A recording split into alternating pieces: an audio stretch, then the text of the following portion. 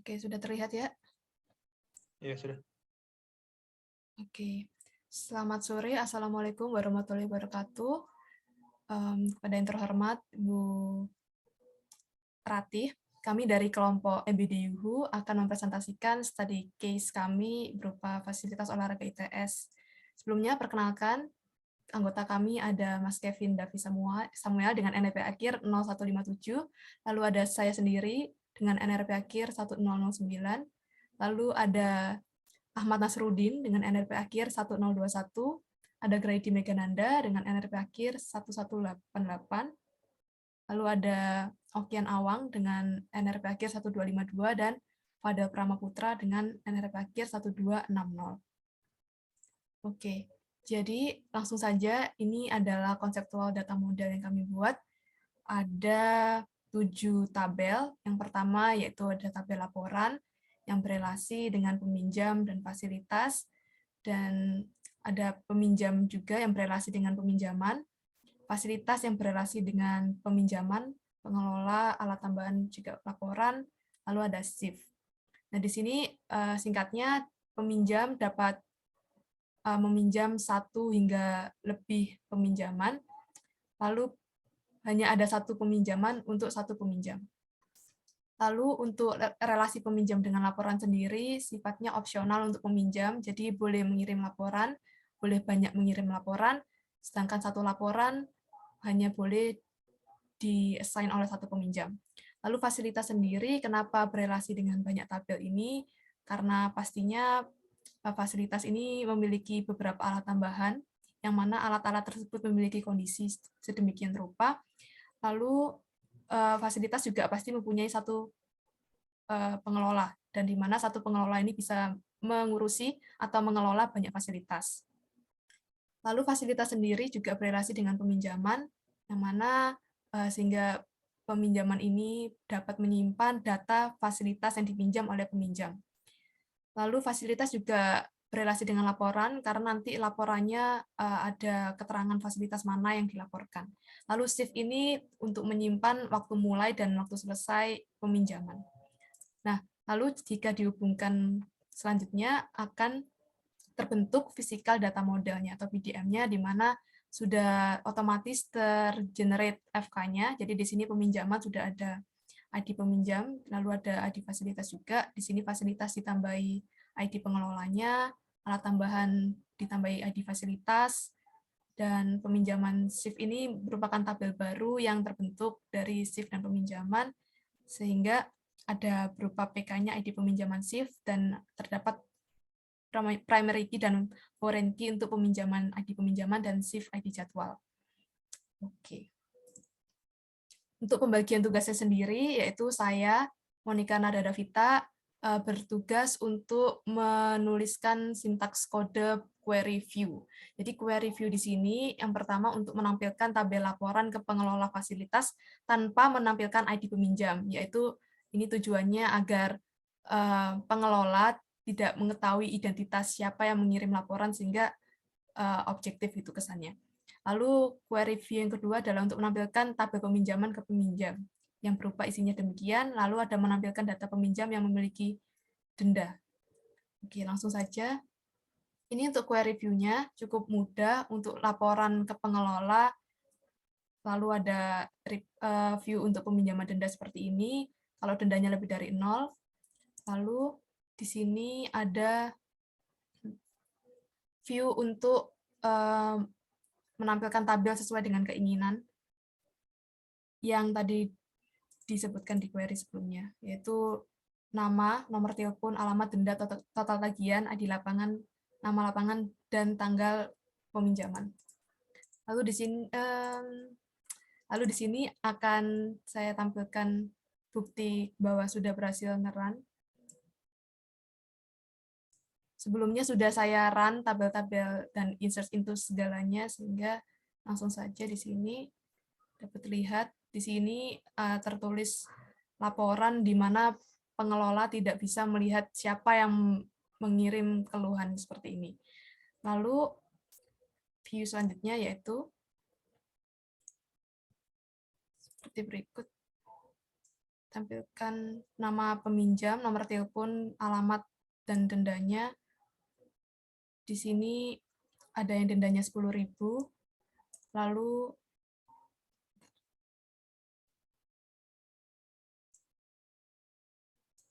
yang terakhir, view untuk menampilkan denda ya seperti berikut. Jadi ID peminjam 4 memiliki denda sekian-sekian. Mungkin itu pembagian tugas saya. Selanjutnya silakan Fadel.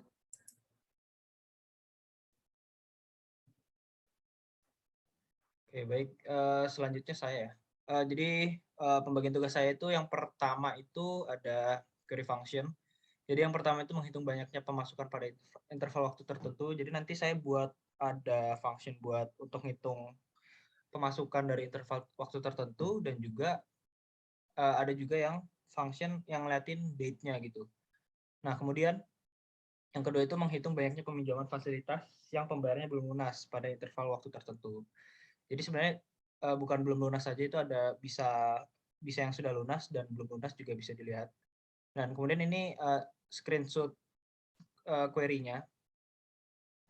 Jadi yang ini yang di sini yang di kiri ini menampilkan data beserta penghasilannya dari tanggal berapa sampai tanggal berapa, dan itu ada tanggalnya juga per hari. Dan yang di kanan ini kalau di kanan ini yang langsung menampilkan sum-nya, jadi total dari start date sampai end date. Nah, kemudian yang ini itu yang nomor 2 tadi. Jadi dia itu menampilkan beberapa informasi mengenai orang yang belum lunas membayar membayar sewanya, dan juga bisa menampilkan yang sudah lunas. Terus kemudian ini ada trigger. Jadi triggernya itu memperbaharui data tabel fasilitas dengan status lapangan tersebut itu tersedia full atau tidak tersedia. Sebenarnya untuk tidak tersedia itu mungkin bisa dari untuk case ini tuh dia itu dari ininya ya, tergantung sama pengelolanya. Jadi kalau tidak tersedia ini sebenarnya case untuk misalnya pengelolanya mau misalnya merenovasi ininya atau memperbaiki fasilitasnya. Jadi ditulis secara manual itu tidak tersedia. Namun untuk yang tersedia atau full itu nanti akan saya jelaskan. Jadi mungkin dari yang ini yang pertama itu, jadi yang pertama itu saya sudah masukkan fungsinya juga, sudah saya run. Jadi mungkin langsung saya coba aja. Di sini itu income with date. Jadi di sini nanti menampilkan semua income per tanggal dari tanggal ini sampai ini. Nah, kemudian kalau yang untuk sum only itu dia menampilkan jumlahnya. Jadi ini kan dijumlah jadi 525.000 gitu.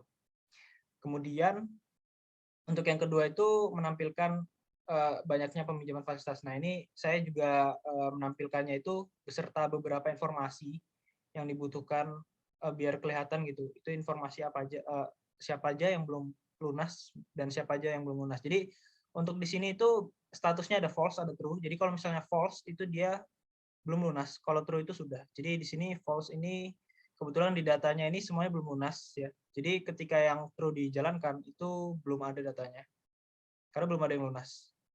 Nah, kemudian ke fungsi yang ketiga itu ini memperbarui data.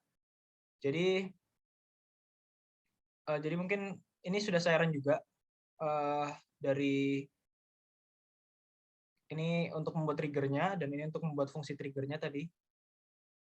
Jadi mungkin langsung saya coba aja. Jadi di sini tuh pada status di fasilitas itu mungkin contohnya seperti ini. Saya ambil contoh itu ID fasilitas 1 itu full. Kenapa? Karena ketika kita pencet ketika kita melakukan query untuk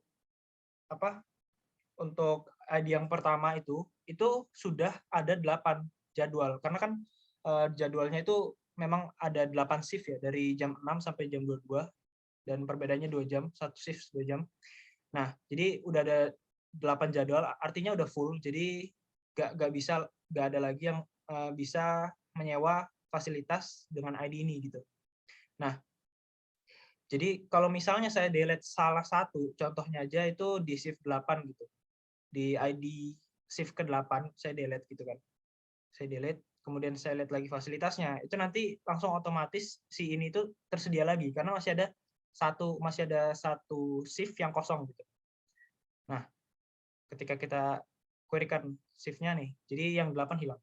Nah, ketika kita tambahkan lagi, contohnya ini saya tambahkan jadi 8, itu di sini jadi berganti lagi ke full gitu. Ya.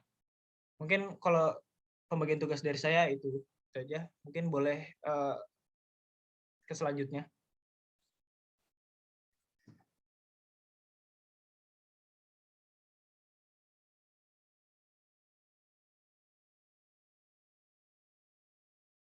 Ya, Pak, sudah terlihat? Sudah, Mas. Sudah, Mas. Oke, jadi pembagian tugas saya itu yaitu query function. Yang pertama itu menentukan lapangan yang sering dipinjam pada interval tertentu. Lalu yang kedua itu menghitung banyaknya laporan yang diberikan kepada fasilitas tertentu pada interval waktu tertentu. Nah, ini untuk yang buat lapangan. Jadi saya membuat function dengan parameter input start date dan end date yang nanti returns-nya itu berupa kolom lapangan dan kolom jumlah peminjaman. Lalu saya menggunakan return query karena return-nya itu berupa tabel. Lalu select kategori dan count, yaitu jumlah peminjaman tiap kategorinya dari fasilitas, lalu join ke tabel peminjaman. Nanti di mana tanggalnya itu lebih dari start date dan kurang dari end date karena interval waktu. Lalu saya group by berdasarkan kategori dan saya order by berdasarkan count. Dihitung dari yang paling banyak. Lalu coba di-run. Lalu yang muncul adalah ini. Karena mungkin dari interval ini masing-masing jumlah peminjamannya hanya 1, jadi yang muncul hanyalah yang seperti ini. Lalu untuk yang nomor 2, itu menghitung banyaknya laporan yang diberikan kepada fasilitas tertentu pada interval waktu tertentu. Lalu di sini saya membuat function laporan lapangan, yaitu nanti inputnya juga sama, yaitu start date dan end date. Lalu return-nya adalah fasilitas apa dan jumlah laporan per fasilitas seperti itu. Nah, ini fungsinya buat nanti kalau kita melihat fasilitas mana yang perlu dievaluasi gitu. Jadi berdasarkan jumlah laporan dari customer begitu. Lalu lanjut, nggak beda jauh sama yang 2E tadi. Ya, nggak jauh beda sama yang 2E. Saya memilih kategori dan count dari tabel laporan saya joinkan, lalu sama berdasarkan interval start date dan end date, lalu saya group by berdasarkan kategori dan order by berdasarkan count tabel laporan.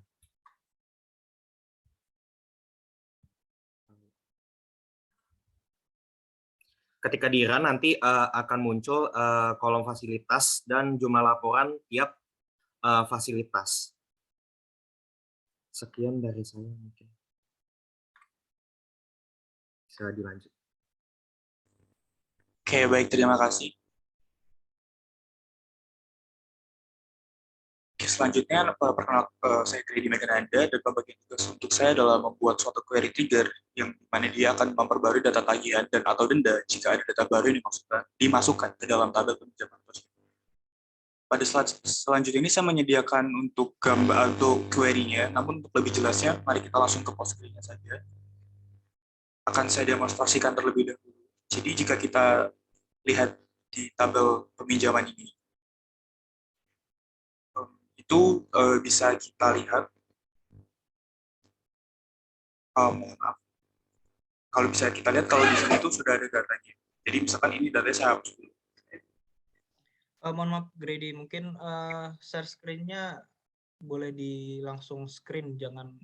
Oh iya, baik, mohon maaf sebelumnya.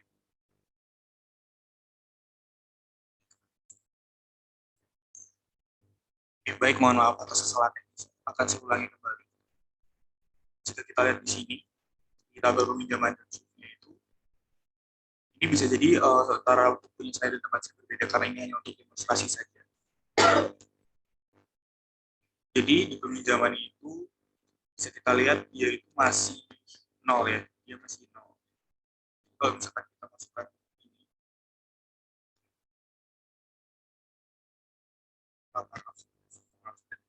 ini ada salah satu hapusnya. Oke, akan saya ulangi kembali.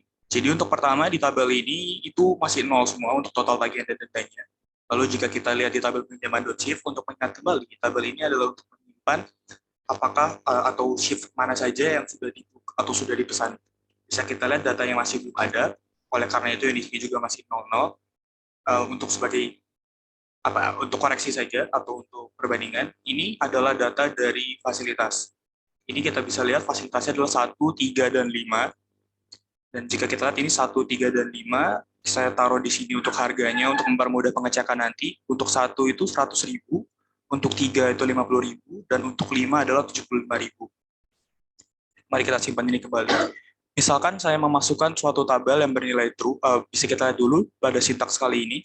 True atau false ini menandakan apakah itu memang dipesan atau itu merupakan hasil denda. Jika denda itu berarti orangnya melebihi waktu yang sudah disediakan. Baik, mari kita coba jalankan query-nya. Bisa dilihat sudah berhasil. Lalu jika kita cek di tabel peminjaman shift, maka datanya sudah ada. Lalu jika kita cek pada tabel peminjaman, maka datanya sudah sesuai karena hanya meminjam untuk satu shift dan tidak melewati denda karena semuanya bernilai true. Karena itu semuanya masuk ke total tagihan dengan nilai 150 dan 75.000. Lalu bagaimana jika kita memasukkan suatu data yang menandakan bahwa dia itu denda? Mari kita coba. Datanya sudah masuk. Jika kita lihat lagi di peminjaman shift-nya, datanya juga sudah masuk dengan nilai false, artinya itu merupakan denda. Dan jika kita lihat di peminjaman order, poin nomor 3 yang seharusnya 75.000 karena dia memiliki denda sebesar satu shift, maka bisa kita lihat denda 75.000 sesuai dengan ini, per shift 75.000. Oleh karena itu, berarti dia memiliki satu denda dan satu tagihan, dan total 150.000. Nah, seperti itu. Lalu bagaimanakah program ini dapat berjalan? Yang pertama, program ini menggunakan menggunakan trigger.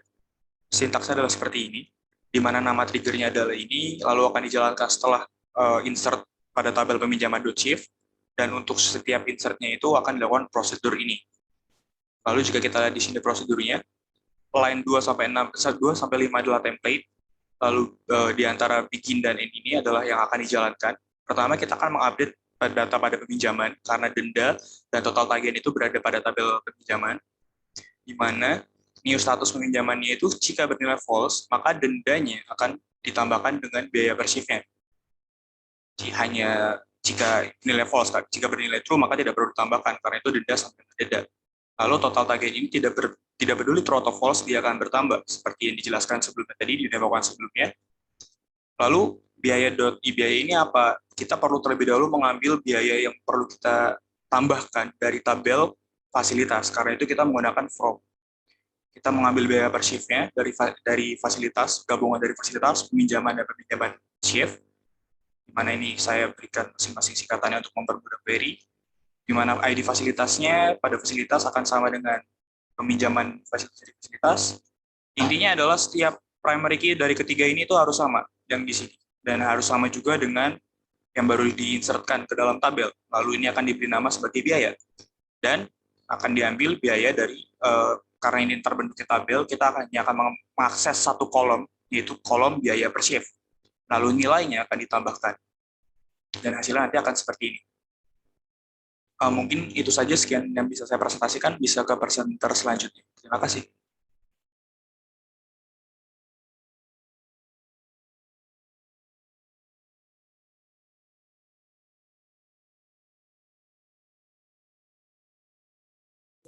Oke, mungkin selanjutnya bisa dilanjut Ahmad. Oke, sebentar. Oh, ini.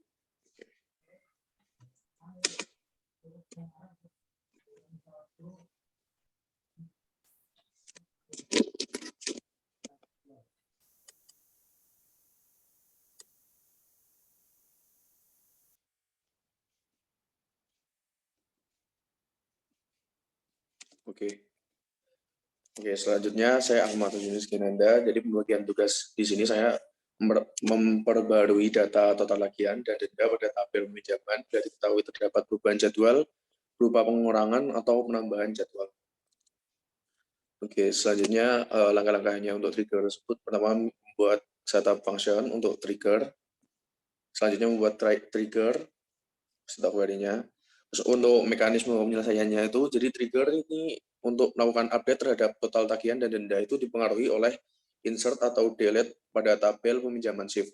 Nah, oleh karena itu, untuk melakukan pengujian dapat dilakukan insert maupun delete terhadap data pada tabel peminjaman shift.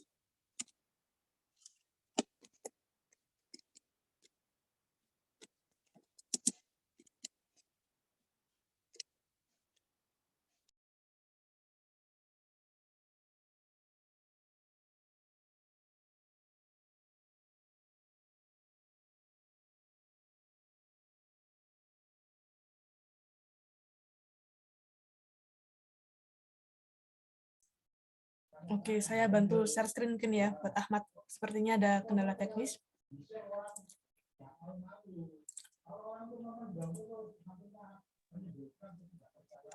Sudah terlihat share screen-nya? Oke, terlihat. Bentar ya, saya... Tadi sampai sini? Atau Selanjutnya. Oke, jadi mekanisme penyelesaian persoalannya itu, jadi si trigger ini melakukan update terhadap total tagihan dan denda dipengaruhi oleh insert atau delete pada tabel peminjaman shift. Nah, oleh karena itu, untuk melakukan pengujian dapat dilakukan insert maupun delete terhadap data pada tabel peminjaman shift. Oke, selanjutnya. Oke, untuk melakukan testing ini disajikan tabel untuk peminjaman shift sebelum ada penambahan. Kalau tabel peminjaman sebelum ada penambahan bisa dilihat total tagihan untuk ID peminjaman 1, 2, dan 3 masih 100, 50, dan 75, lalu dendanya masih 0. Lalu selanjutnya akan dilakukan insert terhadap tabel peminjaman shift berupa dengan ID peminjaman 1, lalu shift ID jadwalnya 2, itu statusnya true. Selanjutnya ada 2 dengan ID jadwal 3 dengan statusnya false, lalu 3. Oke, selanjutnya.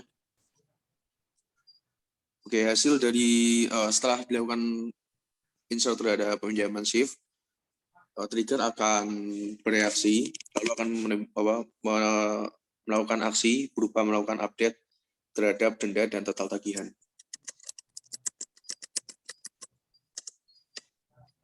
Oke, mungkin bisa tunggu sebentar, laptopnya masih terkendala. Oke, siap.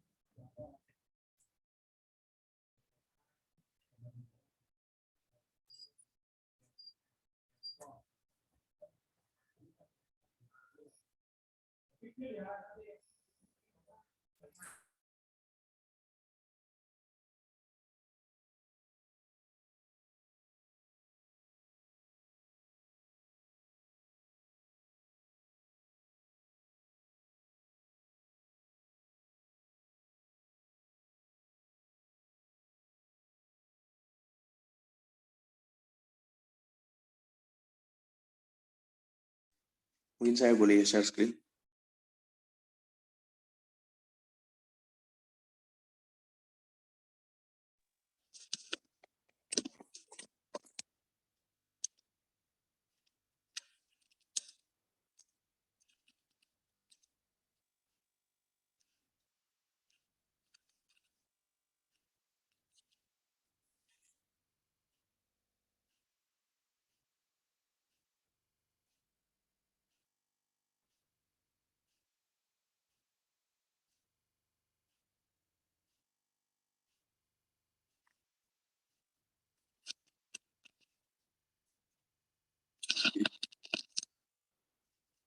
Oke, jadi di sini saya akan mendemonstrasikan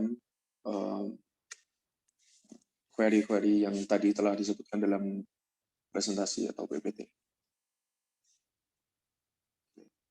Jadi yang pertama-tama membuat untuk functionnya, setup function, pencairan, lalu selanjutnya melakukan pembuatan terhadap trigger, Oke, selanjutnya kita akan melihat terlebih dahulu isi dari tabel peminjaman.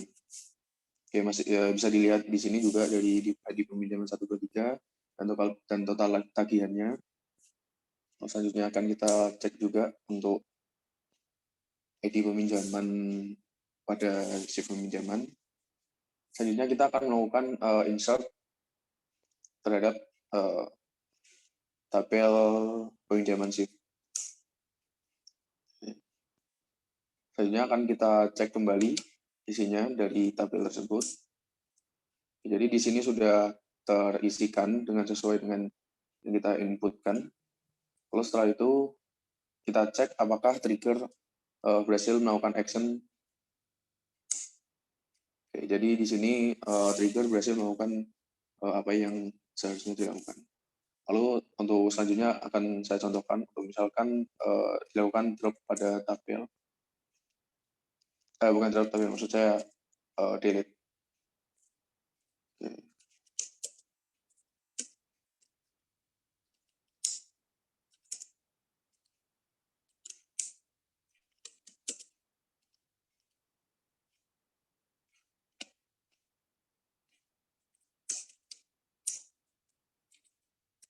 Kita akan melakukan delete terhadap semua yang berhubungan dengan peminjaman ID peminjaman 1. Lalu kita akan melakukan pengecekan kembali apakah hasil dari apakah total tagihan dan denda sudah berhasil terupdate sesuai dengan delete yang telah dilakukan. Terima kasih. Baik, izin lanjutkan. Saya izin share. Baik, di sini saya izin interupsi. Saya Opian. Saya mendapatkan pembagian tugas query function dan sequence. Untuk query sequence menambah ID pada setiap tabel yang ada. Langsung saya belokkan ke model query-nya. Jadi untuk setiap tabel saya auto increment dan auto generate untuk primary key-nya. Saya mulai dari value 1, kemudian setiap penambahan baris atau penambahan data, maka primary key tersebut akan bertambah sebanyak 1. Jadi urutannya jadi 1, 2, 3, dan seterusnya. Yang coba saya langsung eksekusi saja untuk sequence-nya.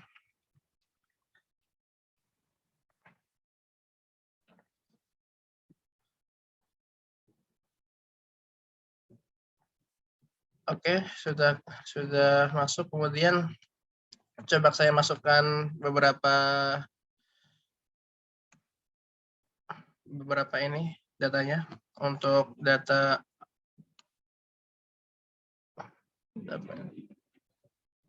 shift ya, sudah saya masukkan. Oke, sudah masuk. Kita cek untuk isi kolom shift ini.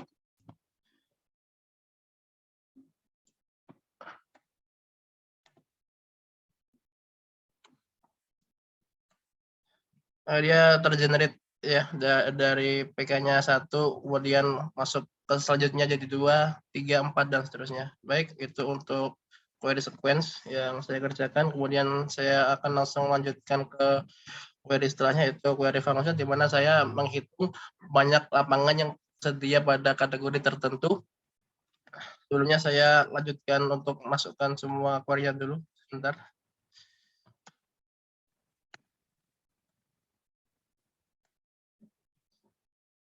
Oke, saya langsung semua saja.